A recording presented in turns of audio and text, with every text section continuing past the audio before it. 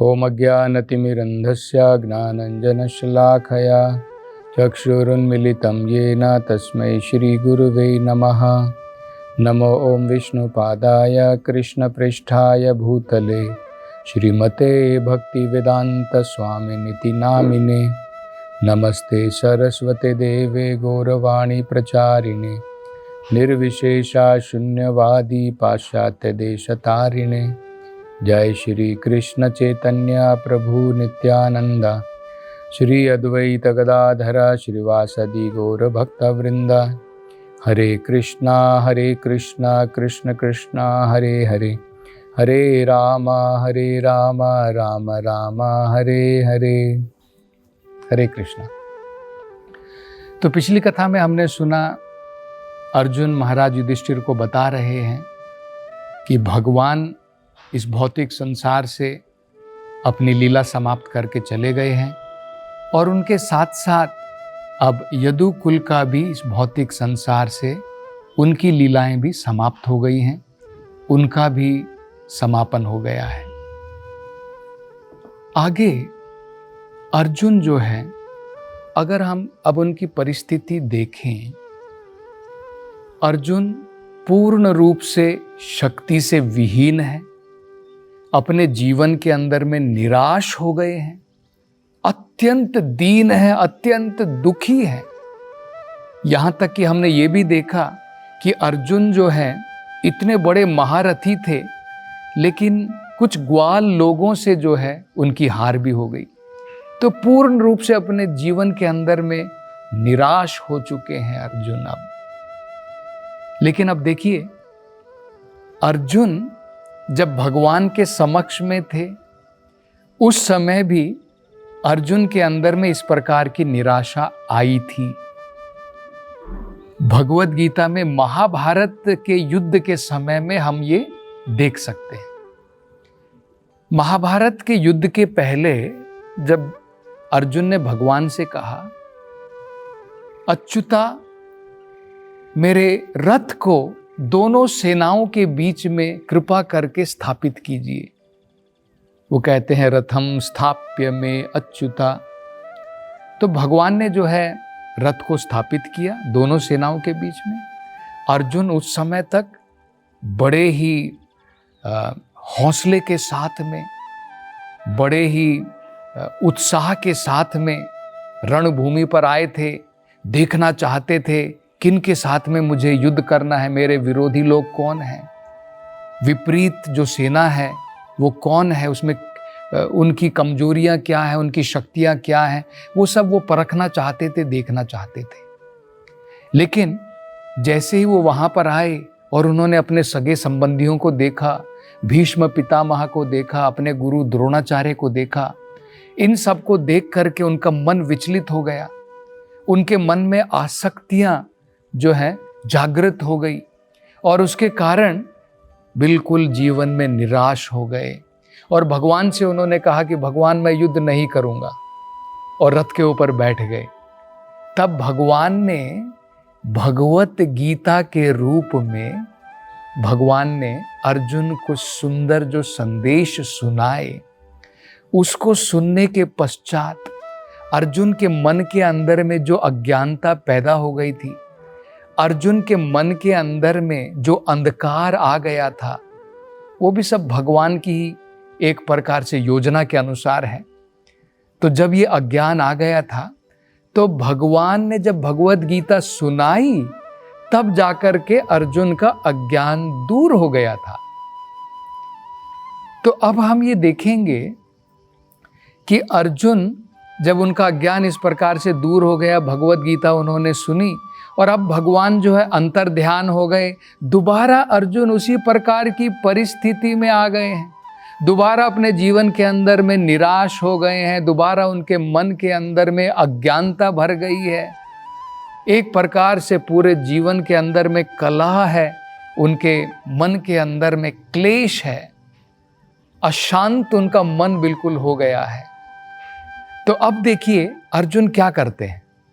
एक बड़ा सुंदर श्लोक है भागवतम में, वो संस्कृत में है।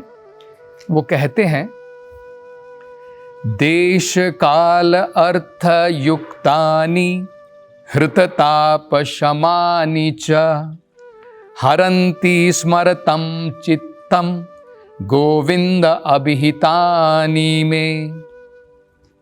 तो बड़ा ही सुंदर श्लोक है। वो क्या कह रहे हैं? अर्जुन कहते हैं देश काल अर्थ युक्तानि हृतताप शमानि च। भगवान गोविंद ने गोविंद अभिहितानि में, भगवान गोविंद ने जो महाभारत के समय में गीता के रूप में जो मुझे उपदेश दिए थे उसे क्या बोलते हैं? गोविंद अभिहितानि में। बड़े ही घनिष्ठ संबंध के साथ में भगवान ने भगवत गीता के सुंदर वाक्य जो मुझे सुनाए थे, भगवत गीता जो मुझे सुनाई थी, अब मैं उसे दोबारा याद करना चाहता हूँ। वो संदेशों को, उनके ऊपर दोबारा ध्यान लगाना चाहता हूँ। ऐसा क्यों है? क्योंकि वो कह रहे हैं देश काल अर्थ युक्तानि। भगवान के जो संदेश थे भगवत गीता के, वो किसी एक समय के लिए नहीं, एक काल के लिए नहीं, किसी एक परिस्थिति के मात्र के लिए नहीं थी कि मेरे लिए मात्र थी। और क्योंकि महाभारत के युद्ध की उस समय उस प्रकार की परिस्थिति थी, उसी परिस्थिति मात्र के लिए भगवान ने भगवत गीता सुनाई थी। नहीं, अर्जुन को माध्यम बना करके भगवान ने सारे लोगों के लिए, सभी के लिए भगवान ने भगवत गीता सुनाई थी।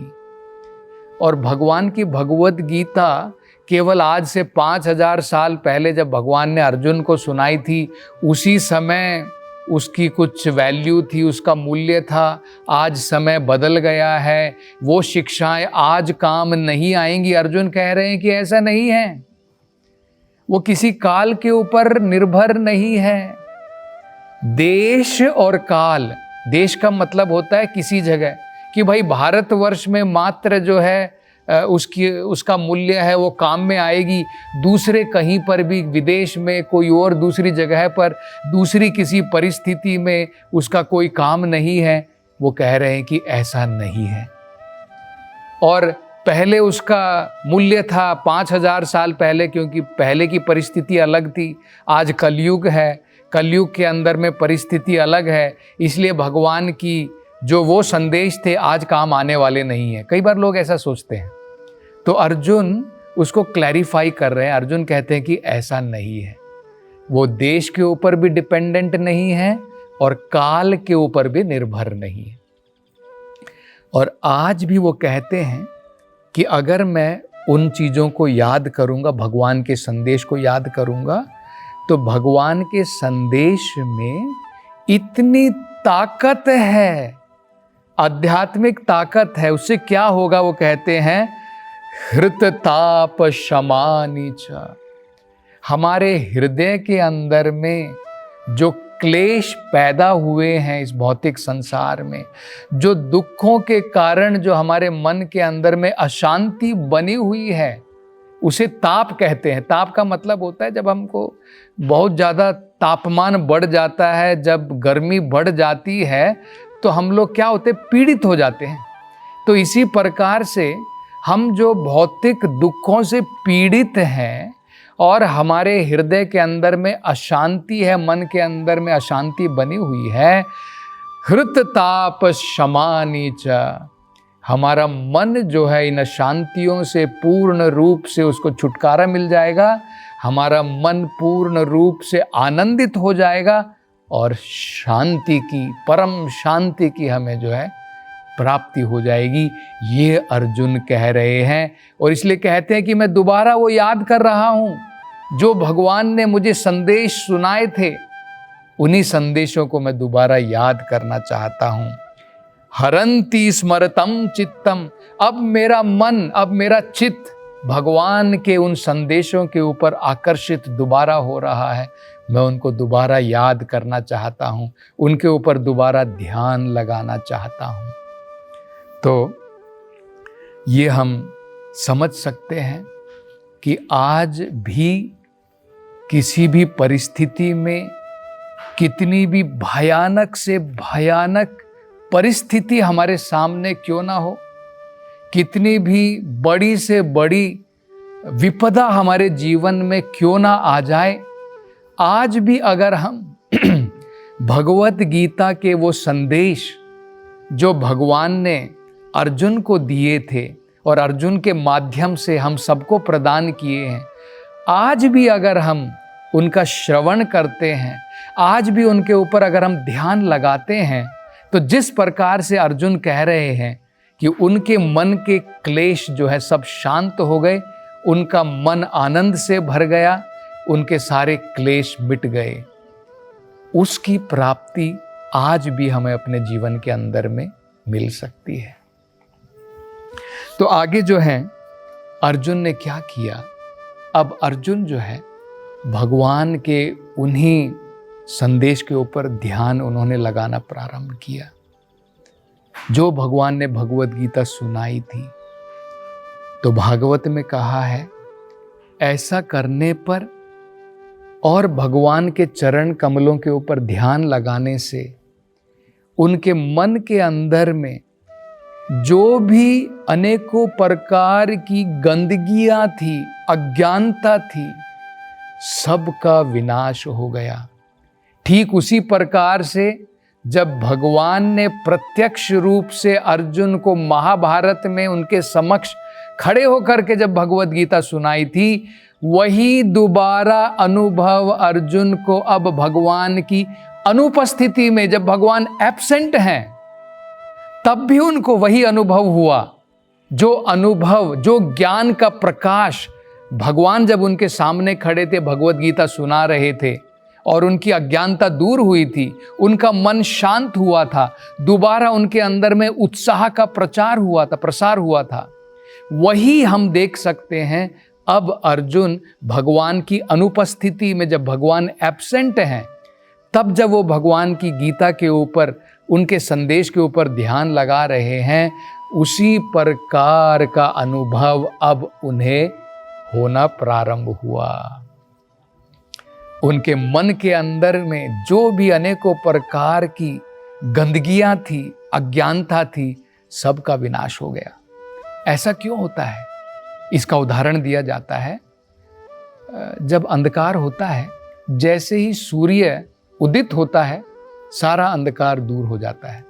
इसी प्रकार से भगवान के चरण कमल को याद करें या फिर भगवान के संदेश जो भगवत गीता या भागवत के रूप में है, उनको भी अगर हम उसके ऊपर ध्यान लगाएं, तो भगवान हमारे हृदय में उदित हो जाते हैं।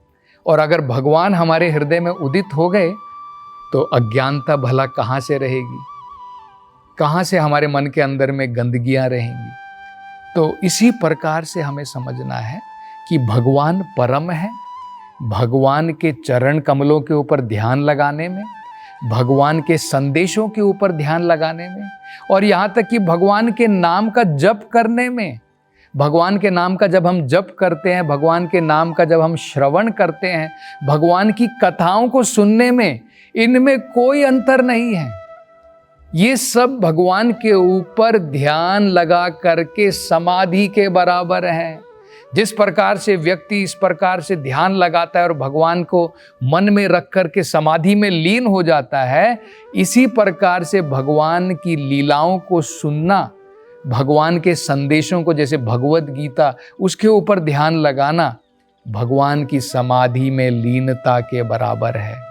इसलिए कलयुग के अंदर में चैतन्य महाप्रभु ने स्वयं कहा है, चैतन्य महाप्रभु क्या कहते हैं, कीर्तनीयः सदा हरिः। हमें जो है भगवान का कीर्तन, भगवान के नाम का जप और श्रवण हमेशा करना चाहिए। और उससे भगवान क्या बताते हैं, क्या होगा, चेतो दर्पण मार्जनम। हमारा हृदय जो आज गंदा हो गया है, जो एक दर्पण के बराबर है, दर्पण जब गंदा हो जाता है तो हमें कुछ दिखाई नहीं देता है, तो जब हम दर्पण को क्लीन कर देते हैं, साफ कर देते हैं, सब कुछ दिखाई देता है। इसी प्रकार से भगवान के नाम का जप करने से, उसका श्रवण करने से हमारा मन जो है शुद्ध हो जाएगा। और जिस प्रकार से अर्जुन को जो है आनंद की प्राप्ति हुई, परम शांति की प्राप्ति हुई, उस प्रकार की परम शांति की प्राप्ति आज भी हम जो है अपने जीवन में ये कर सकते हैं। अगर हम सही प्रकार से ध्यान पूर्वक भगवत गीता पढ़ें, भागवत पढ़ें, भगवान के नाम का जप करें और उसका सही प्रकार से श्रवण करें तो ये बड़ी महत्वपूर्ण घटना के द्वारा हम अपने जीवन में ये सीख सकते हैं कि आज भगवान हो सकता है कि अपनी आँखों से हमारी आँखों के सामने नहीं है, भगवान ओझल हो गए हैं। और भगवान का ओझल होना हमें समझना है। अगर सूर्य जो है हमारी आँखों के सामने से ओझल हो सकता है तो कौन सी बड़ी बात है। सूर्य तो हमेशा रहता है, हमारी आँखों के सामने से चला जाता है, कहीं और पर रहता है। इसी प्रकार से भगवान की लीलाएं कभी हमारे सामने आती हैं और कभी हमारी आंखों के सामने से जो है भगवान अंतर्ध्यान हो जाते हैं। लेकिन इसका मतलब ये नहीं कि भगवान चले गए, भगवान हमेशा हैं, कभी हमारी आंखों के सामने आते हैं और कभी अंतर्ध्यान हो जाते हैं। तो अब युधिष्ठिर महाराज और पांडवगण, कुंती महारानी ये सब सुन रही हैं और वो भी देख रहे हैं कि भगवान जो हैं अपनी लीला समाप्त करके संसार से चले गए हैं। तो अब महाराज युधिष्ठिर भी वो चाहते, उनके मन के अंदर में भी इच्छा जागृत होती है कि अब मैं भी सब कुछ छोड़ करके संन्यास लेकर के केवल भगवान के ऊपर ध्यान लगा के वापस भगवत धाम जाना चाहता हूँ। और इसकी चर्चा हम अगली कथा में करेंगे। हरे कृष्ण। हरे कृष्ण मूवमेंट के संस्थापक आचार्य श्रील प्रभुपाद की हार्दिक इच्छा थी कि भगवान श्री कृष्ण और श्रीधाम वृंदावन की महिमा का पूरे विश्व में प्रचार हो। मथुरा वृंदावन में निर्माणाधीन गगनचुंबी वृंदावन चंद्रोदय मंदिर श्रील प्रभुपाद के इस उद्देश्य को समर्पित है। यह परियोजना वृंदावन को विश्व मानचित्र पर एक अनुपम छवि प्रदान करेगी। स्कंद पुराण में उल्लेखित है कि भगवान श्री कृष्ण के लिए एक मंदिर का निर्माण प्रारंभ करने मात्र से 7 जन्मों में किए गए पापों का नाश हो जाता है और ऐसा करने वाला व्यक्ति नरकीय लोकों में कष्ट भोग रहे उसके पूर्वजों को मुक्त कर सकता है। अतः एक सुनहरा अवसर है भगवान श्री कृष्ण के लिए विश्व के सबसे ऊंचे मंदिर के निर्माण में सहयोग देकर सर्वोच्च पुण्य का भागीदार बने। 1 स्क्वायर फीट मंदिर निर्माण सेवा राशि 2100 रुपए मात्र। अधिक जानकारी के लिए संपर्क करें 8585850033 एवं 7725977260।